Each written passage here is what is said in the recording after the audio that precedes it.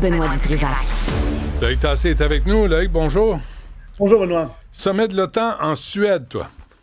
Oui, pas juste moi. Les ministres des Affaires étrangères des pays de l'OTAN sont réunis là. Puis c'est vraiment important ce qui est en train de se produire là-bas parce que ça va nous coûter cher, Benoît. Je te l'annonce, ça va nous coûter très cher. Pourquoi? Pour la qui? question Comment? principale qui est à l'ordre du jour, c'est comment accélérer la production industrielle d'armement dans les pays de l'OTAN.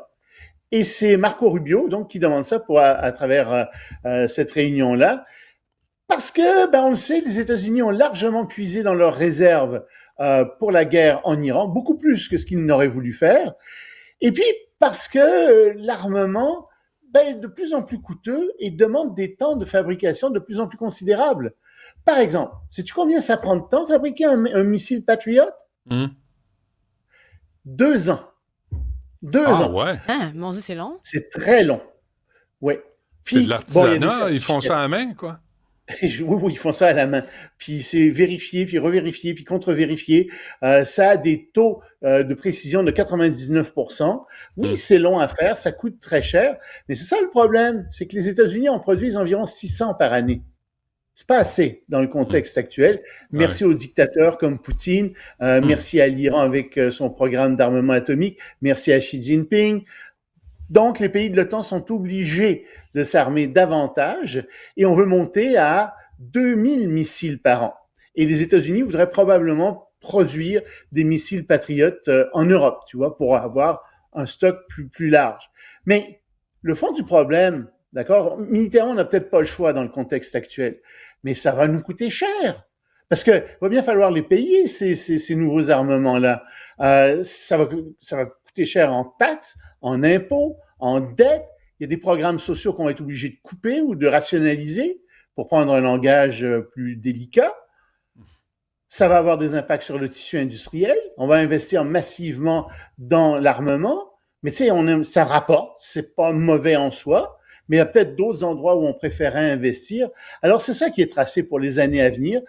C'est de plus en plus d'armement, forcément au détriment d'autres secteurs de l'économie. Mais ça devient futile, Loïc, parce que si tous les pays investissent dans l'armement et le militaire, c'est comme si aucun pays investissait dans l'armement militaire.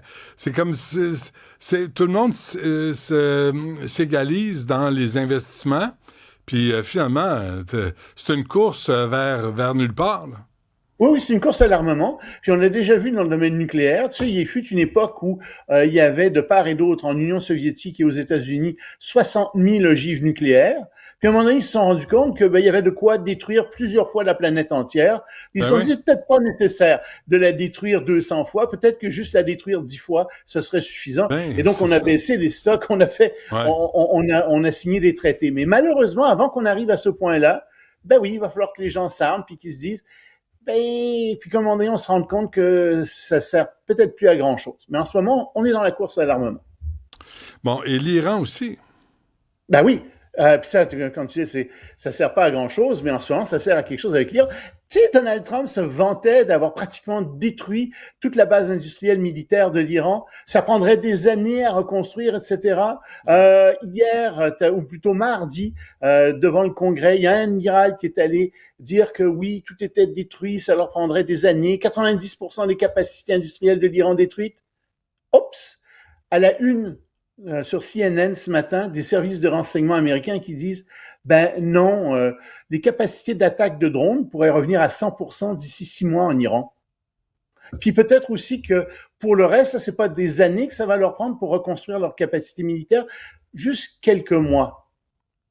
Le taux de productivité chez les Iraniens est élevé. Très élevé, puis c'est surtout que ce sont des armes qui coûtent beaucoup moins cher à produire, qui sont relativement efficaces, mais les contrer, ça coûte, comme on disait, très, très cher. Puis il n'y a pas tant d'armement sophistiqué que dont les Américains disposent. Et l'armement qu'ils utilisent en Iran, c'est de l'armement qui est plus disponible pour d'autres conflits ailleurs. Alors, tu as un exemple patent ici du problème que rencontrent non seulement les Américains, mais aussi les autres pays de l'OTAN en général, qui ont, encore une fois, de l'armement très sophistiqué, mais qui coûte très cher à produire et qui prend beaucoup de temps à produire. C'est pour ça que les Américains disent maintenant, au lieu d'avoir des taux de succès de 99% avec nos missiles, par exemple, de défense, peut-être qu'on pourrait se contenter d'un 75%, mais en produire des milliers, puis en produire donc en produire en nombre et rapidement. Mais je reviens avec ça, c'est une course pour s'entretuer. Tout le monde est armé, tout ce qu'on vise, c'est s'entretuer. Alors, on investit des milliards de dollars. C'est pas comme s'il n'y avait pas urgence à investir ailleurs dans l'économie pour peut-être nourrir tout le monde, pour assainir l'eau, assainir l'air, les terres. Non, on va mettre ça dans l'armement pour s'entretuer. C'est pas l'OTAN, les pays de l'OTAN qui ont attaqué l'Ukraine. C'est pas les pays de l'OTAN qui menacent Taïwan. C'est pas les pays de l'OTAN qui menacent d'avoir de l'armement nucléaire. La France, tu me diras, la France, l'Angleterre et les États-Unis en ont, mais les autres en ont pas. Puis, tu sais, c'est vraiment l'Iran. Alors, oui, moi, je suis tout à fait d'accord avec ta logique, là, mais il faut bien répondre à ce que font ces dictateurs, aux attaques de ces dictateurs. On n'a pas le choix. Bon, justement, l'Ukraine qui recevrait le statut de membre associé. Oui. Ça n'existe pas. Cherche-le pas dans les livres de sciences politiques, dans les dictionnaires. C'est quelque chose qui vient d'être inventé, ça, par Friedrich Merz, le chancelier allemand, qui vient de sortir ça de son chapeau parce que Merz, et il a raison, on dit ça va prendre du temps à l'Ukraine à accéder à l'Union européenne. C'est un processus qui se fait sur 10 ans, sur 15 ans.